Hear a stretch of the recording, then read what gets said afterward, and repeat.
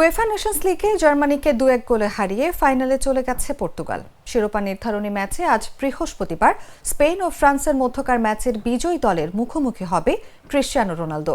বুধবার রাতে পর্তুগালের জয়ে বড় অবদান রেখেছেন রোনালদো। পর্তুগিজদের জয় নির্ধারণী গোলটি করেন 5 বারের ব্যালন ডি'অর জয়ী 40 বছর বয়সী এই তারকা। জার্মানির বিপক্ষে গোল করা সবচেয়ে বয়স্ক খেলোয়াড় হিসেবে রেকর্ড করেছেন রোনালদো। একই সাথে দেশের অভিশাপ থেকেও মুক্তি লাভ করেন, কেননা সাবেক রিয়াল মাদ্রিদ তারকা আগের 5 ম্যাচে জার্মানির বিপক্ষে পরাজিত হয়েছিলেন।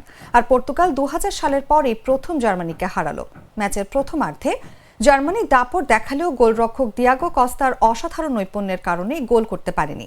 ম্যাচের শুরুতেই কস্তা জার্মান তারকা লিওন গোরেৎস্কার নিচু শটটি দারুণভাবে রুখে দেন। জার্মানি এগিয়ে যায় 48 মিনিটে, যখন জোশুয়া কিমিচের নিখুঁত পাস থেকে ফ্লোরিয়ান ভির্টস অনায়াসে হেড করে গোল করেন।